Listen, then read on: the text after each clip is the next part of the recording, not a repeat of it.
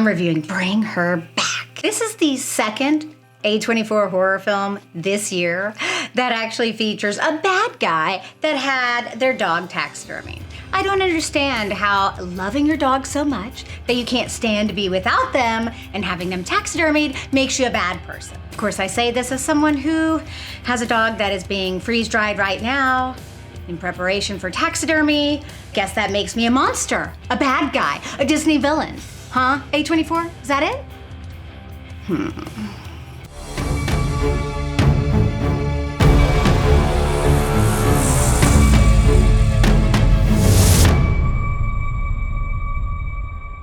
Bring Her Back is A24's newest horror film, and it is in theaters on May 30th. It is directed by Danny and Michael Philippou. It stars Sally Hawkins, Jonah Wren Phillips, Billy Barrett, and Misha Haywood. As much as I don't want to, I'm gonna keep this review as spoiler-free as possible so I don't ruin the film for you if you do decide to see it. And of course, I know a ton of you out there are gonna decide to see this film. Tons of you love Talk to Me, so of course you're gonna see this. Two step-siblings have recently lost their father. Because the oldest isn't quite 18 yet, they are both put into foster care with a woman named Laura. The sister is partially blind. She can only see shapes and light, as she says. Laura has a current foster named Ollie that is already living with her. All is definitely not what it seems at Laura's. She has lost her own daughter. She is going through a lot of grief. And the other foster child is mute, doesn't speak, and starts to exhibit some very disturbing behavior. I'm sure you're familiar with the Philippou Brothers because they created the horror film Talk to Me. It was actually on my top 10 for 2023, I think. And it was a phenomenal film. I feel like the Philippou Brothers have definitely matured in their filmmaking. I think that every production aspect of this film is of a higher caliber. I'm gonna start off with the basics, the cinematography. It is quite phenomenal, actually. It's really beautifully shot.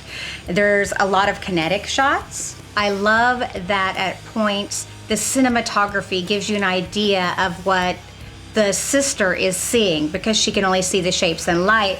You have moments when they first meet Laura, like that's all you can see. It's just the idea of what she can see, like a big blur, but kind of something there. I think that's very clever and a really nice use of cinematography. The acting, superb. Every single person in this film did an amazing job in their roles. The story concept at its core isn't anything truly unique or different, but of course the way that it's done is unique in its own way. Now, this is not a sequel to Talk to Me. That is coming. But I could see Bring Her Back being involved in the same universe as Talk to Me. Would be kind of interesting if they keep all of their films in like the same kind of universe, you know, like Stephen King.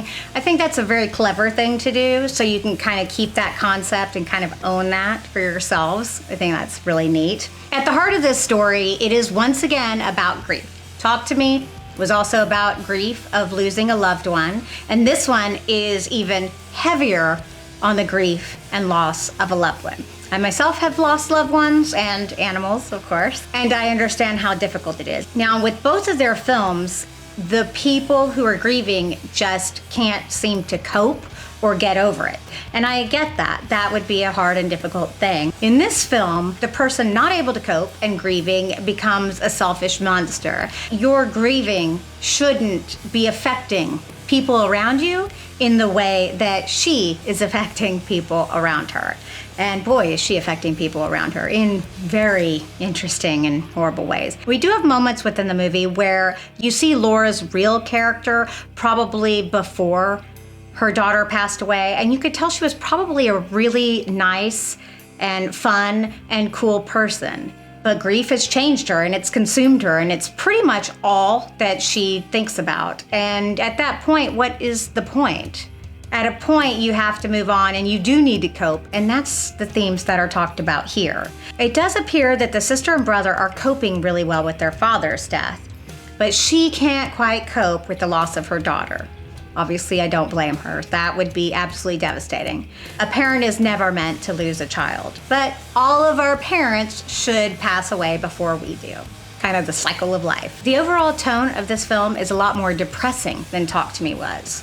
Talk to Me had some fun moments, some funny moments, and there is like one or two scenes like that in this film, but there is an overall layer of sadness and depression over all of these characters. And that made the film feel completely different. I will also say that Talk to Me started off with a really strong front end scene before it, got into kind of the slow burn.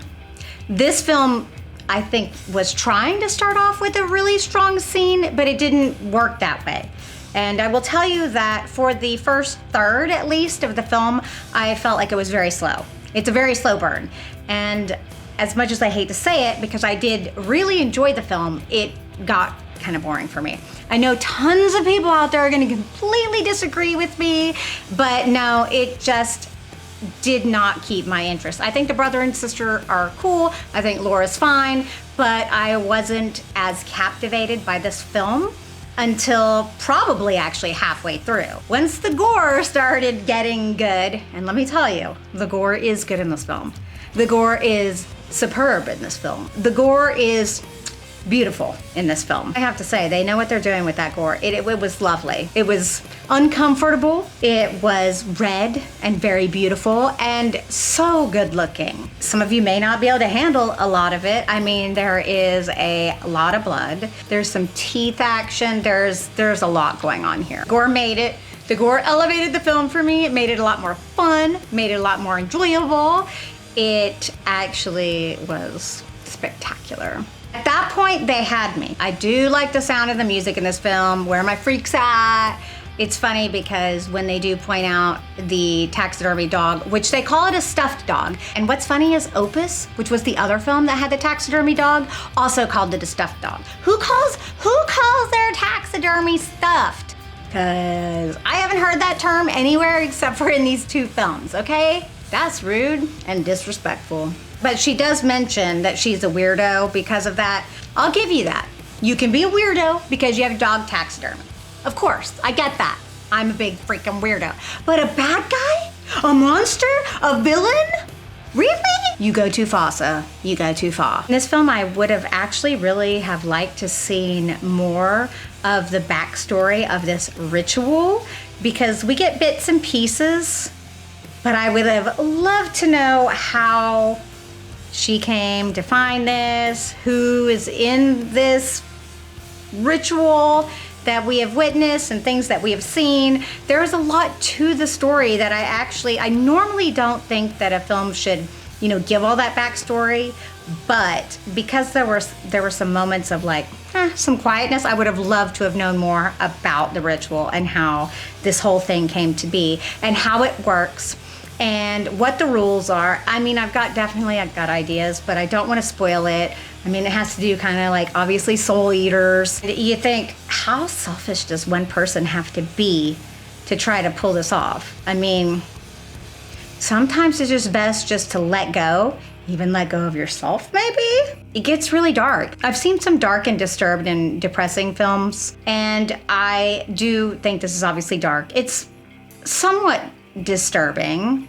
There's much more disturbing films out there, but I have to say that it might be one of the most depressing films that I have seen. There's just not a lot of hope in this film, at all. And you know that every character in the film, if they made it or if they didn't, their lives are gonna be forever changed for the worse, I'm sure. The people that I saw it with in the theater were kind of, when they walked out, I think no one really knew what to expect. I did have certain expectations, and yes, it met those expectations, but then it was also a lot darker and more depressing than I anticipated, even more so than I thought. So I think those people are probably gonna be thinking about this film for days. I think that I will grieve and I will cope and I will be okay. This movie may not be better than Talk to Me, but I did really enjoy this film. It is a very good film. It's not as unique in its story, but it is done very well and really explores the sadness of losing a child and the grief and the turmoil that must happen within. There's still more that I would have liked to have seen and heard and explored and understood a little bit more. But I do think that production-wise, this is a step up from Talk to Me. I didn't like it as much as Talk to Me because I just didn't feel as much for this film as I did for the other, and this is a lot slower burn, but it was very entertaining and very, very, very good. It will probably most definitely be in my top 10. I know we still have months to go for 2025, but this is definitely a top tier film for the year. So while bleak and depressing and kind of utterly devastating to my soul, I did really enjoy this film. Are you planning on seeing Bring Her Back? Did you see Talk to Me? And are you excited about Talk to Me too?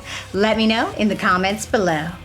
And as always, I really do hope that you have the most amazing day, my spooky darlings. I would like to thank my Patreon members. Thank you so very, very, very much for still being there for me. Y'all are the best.